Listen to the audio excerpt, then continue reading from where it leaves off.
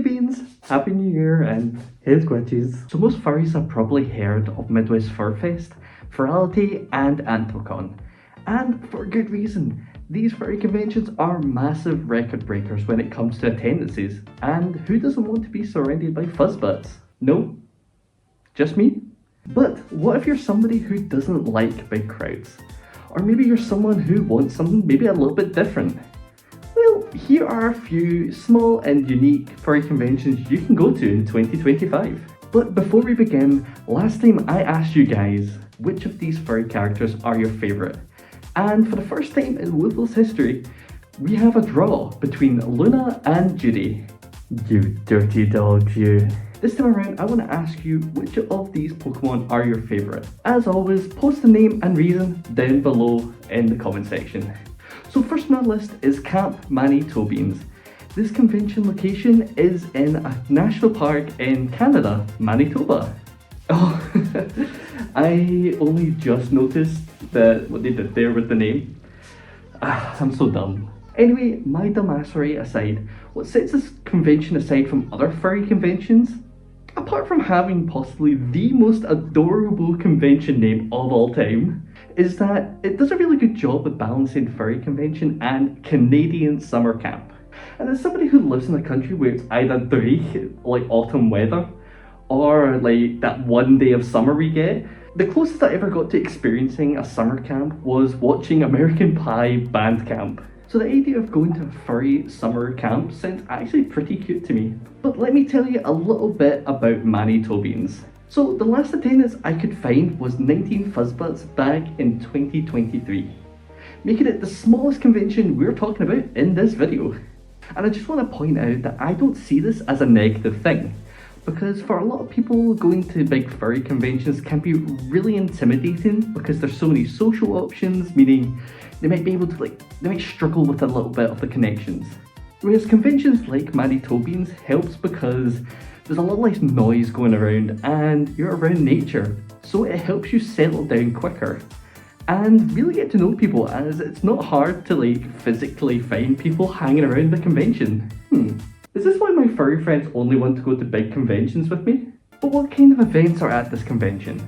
Well, the convention really takes advantage of the park with events like canoeing, hiking, campfire songs, and tie-dyeing, which is something I only just discovered making this video. The con also has some summer camp activities like spa activities, a variety show, and pajama pillow fort making. So it definitely gives off this kind of by the loch Canadian summer camp with friends vibes, and really does make a cozy environment. Speaking of conventions by a large amount of water, next up we fly over to Austria for a convention called Lakeside Furs. And genuinely, I think this convention wins the prize for the most beautiful location at a FurCon, because look how amazing this is. And from what I could find, the attendance last year was 47, making this the second smallest convention we're talking about today. Although the convention has moved around a little bit, the runners did say that they always try to find a location adjacent to a lake, which does make sense because having a convention called Lakeside Furs, it would be a little bit weird to have it in the desert, all those famous Austrian deserts. But anyway, alongside its location, there are quite a few things that make this convention so unique. And one of them is that it runs for an entire week. And it's somewhat on the same page as Manitobans in the way that Lakeside also mentions that the convention is more like a summer holiday week for furries. But it pains me to use this term, being from Europe myself, but it definitely does give this kind of holiday in Central Europe vibe. And Austria is possibly one of the most beautiful countries in all of Europe. So I can 100% recommend this convention for people who just love nature. Some events to highlight about Lakeside is that it still does fursuit parades, donation-based cocktail bars, and a dealer's den.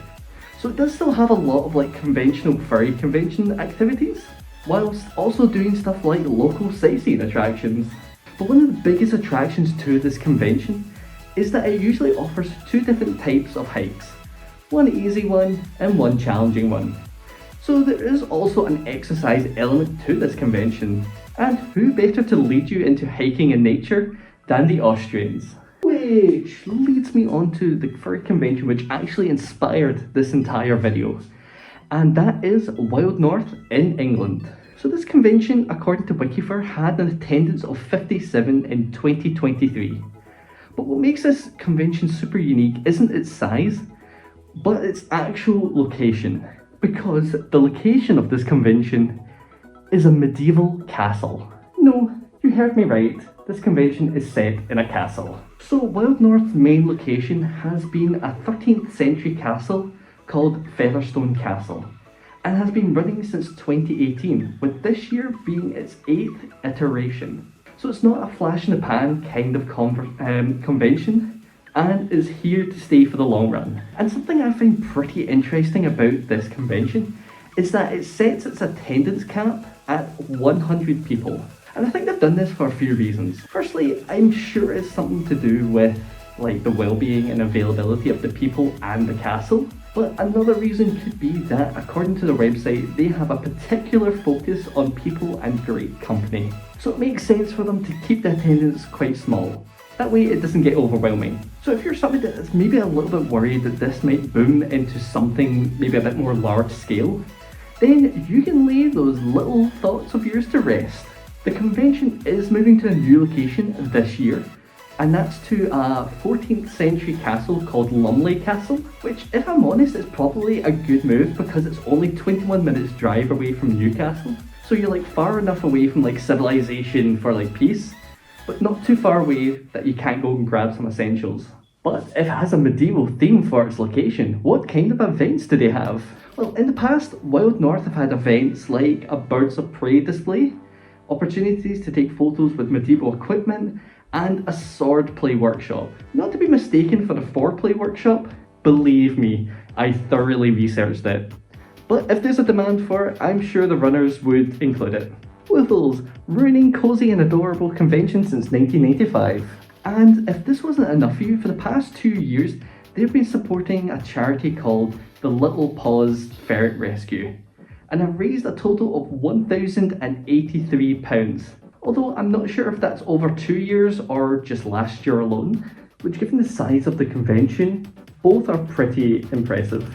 So if you are somebody that loves all things medieval, nature and ferrets, then check it in the description below for the website and the YouTube channel for Wild North, and give this convention a go. Yeah, this goes for like all the other conventions as well. Check them out down below.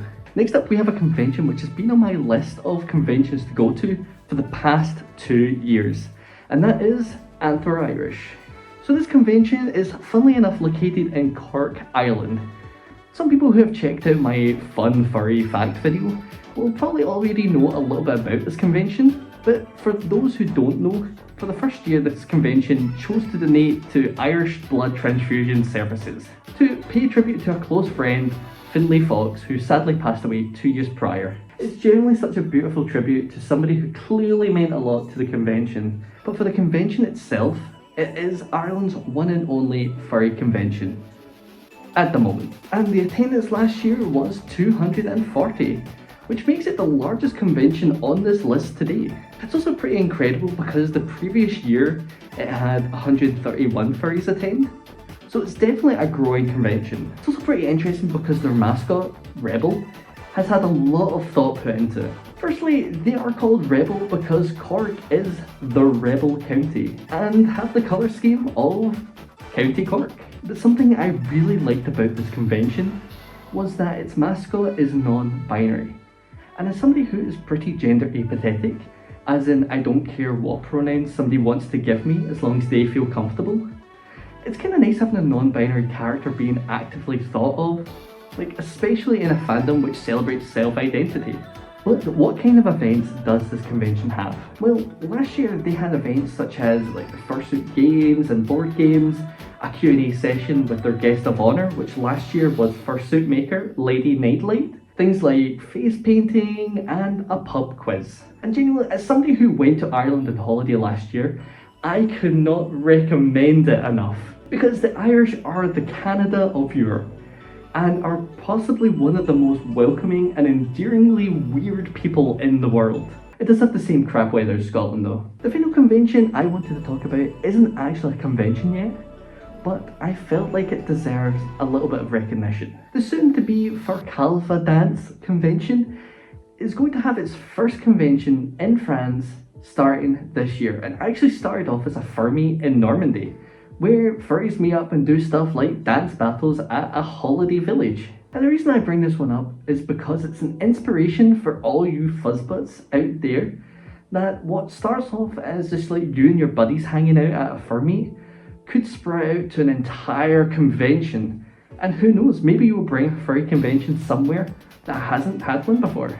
Also, if anybody does go to this convention or any of the other ones they talk about today, please at me with like videos and images on like Blue Sky, because I genuinely love seeing them. But before we finish this video, I just wanted to give a big shout out to all the people from each of these conventions who messaged me back, give me some of this information. It really did mean a lot to me. And if anybody is running a small convention or know of one, please pop the convention's name down below and maybe we'll do a part 2. But again, thanks for getting this far into the video, guys. I really hope you enjoyed it. If you did, please subscribe and like and all that stuff, you know the list. But more importantly, remember that you matter yesterday, you matter today, and you matter tomorrow, and I love every single one of you. Mwah.